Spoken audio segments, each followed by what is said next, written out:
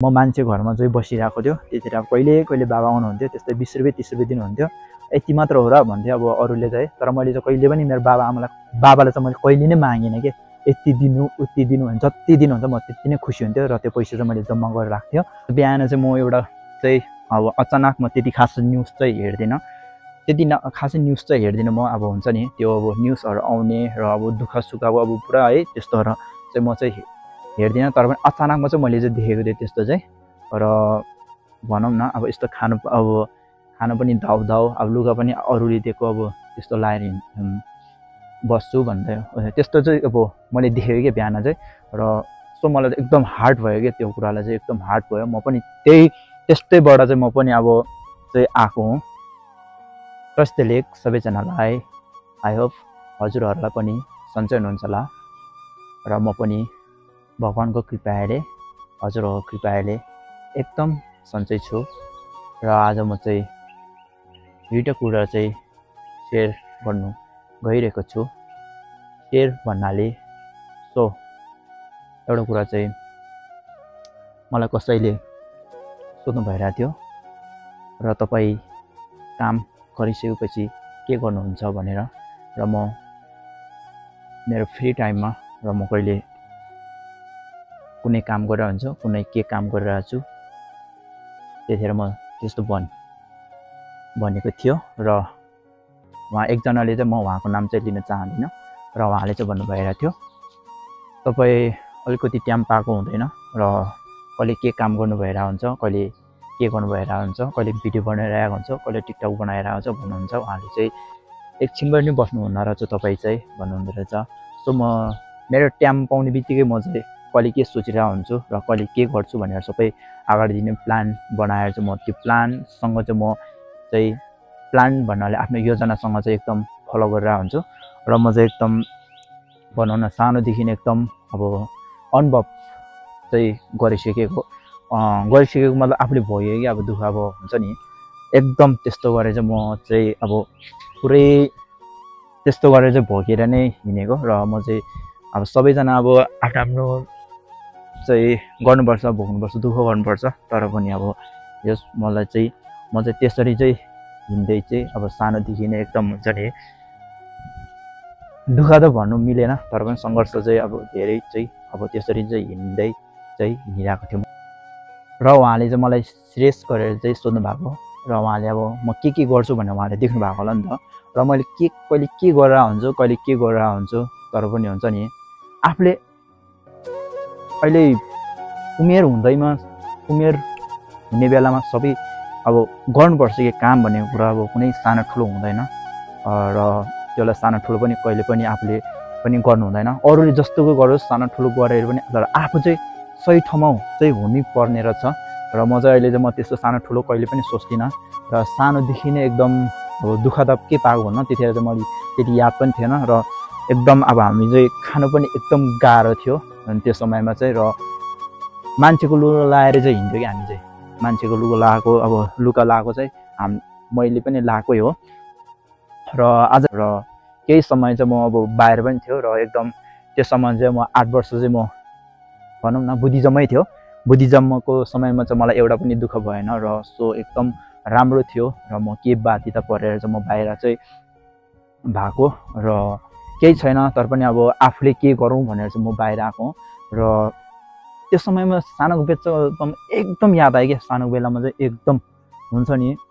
म पनि त्यही सानो फुच्चे थियो मलाई अब सानोमा चाहिँ एकदम फुच्चे भन्ने अब फुच्चे भन्थ्यो सबैजनाले र एकदम सानो थियो अनि मान्छेले दिएको एउटा अब लुगा अब प्यान्ट भन्ने कहिले नै अब त्यस्तो चाहिँ अब आफूले किन अब थिएन अब बाबा हुनुहुन्थ्यो बाबाले पनि अब सक्दो चाहिँ गरिन्छ नि आफ्नो छोरालाई अब त्यति साह्रो चाहिँ होइन अब पहिलाको समयमा त्यस्तै नै होला केही थिएन कि अब मान्छेको अब प्यान्ट भन्ने नै अब दिन्थ्यो तर पनि अब एकदम च्यातेको है अब त्यसलाई पनि अब पेठी हुँदैन पेठी पनि कस्तो हुने अब बोराको त्यो धागो जस्तो हुन्थ्यो त्यसले चाहिँ अब बाँधेर चाहिँ हिँड्थ्यो अनि त्यस्तो अब सङ्घर्ष गरेर चाहिँ अहिले सोच्दाखेरि चाहिँ एकदम गरेको रहेछ भन्ने चाहिँ अलिकति चाहिँ हुँदो रहेछ र केही छैन र अनि अर्को कुरा भन्ने चाहिँ दुई कुरा भन्नाले चाहिँ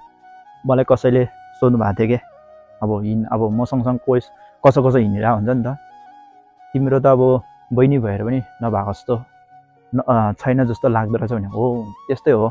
मलाई पनि त्यस्तै लागिन्छ। म नि रुममा अब एक्लै बसिया हुन्छु अनि मेरो अब कोही छैन जस्तो रहेछ भनेर चाहिँ त्यस्तो हुन्छ। र त्यति साह्रो म दुःख पनि हुँदिनँ, त्यो कुराले हार्ड पनि हुँदैन।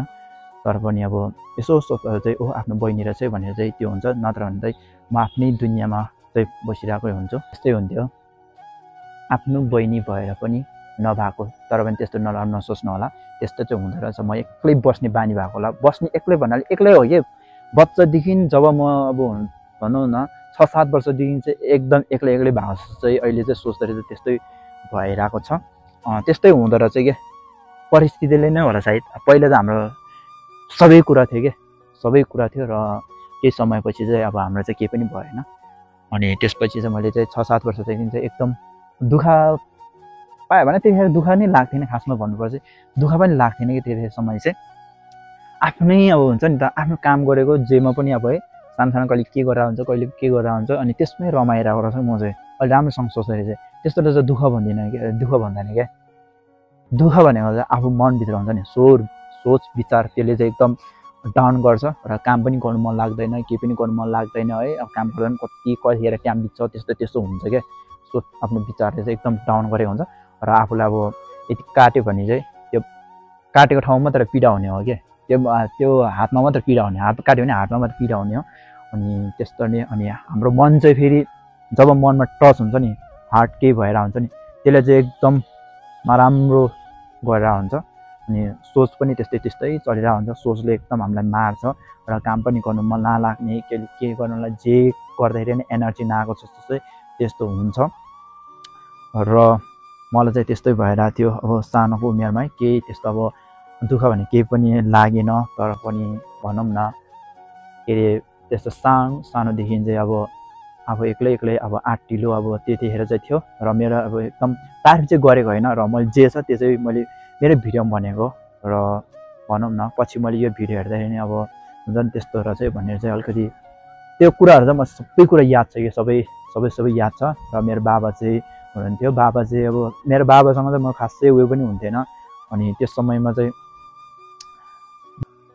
त्यसरी चाहिँ मेरो चाहिँ अब लाइफहरू चाहिँ हुँदै गयो। अब मेरो लाइफको अब कहानी धेरै छन्, कुराहरू मैले अब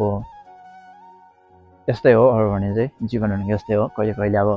राम्रो हुन्छ, कहिले नराम्रो हुन्छ। अनि इट्स ओके, नियमअनुसार हामी चल्नुपर्छ सधैँ। अब खुसी चाहिँ सिक्नै पर्छ, एउटा विचार हो क्या मान्छेको। विचारले गर्दा मान्छेलाई डाउन पर्छ भनेको त्यो हो।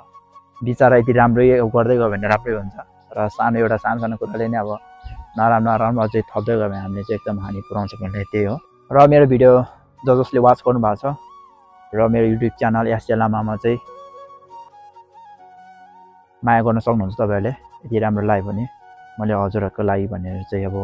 कहिले भिडियो बनाइरहेको हुन्छु। यो कुरा चाहिँ जोस् मेरो युट्युब च्यानलमा चाहिँ जोस् राख्नुको लागि हो। पछि अब उमेर गइरहेको हुन्छ नि त, त्यतिखेर रोज हल्का हेर्नुको लागि हो। अनि त्यो समय पनि हेर्दा चाहिँ ओ यस्तो रहेछ भने पहिला कुरा चाहिँ एकदम त्यस्तो थियो क्या। म नि त्यस्तैबाट चाहिँ अब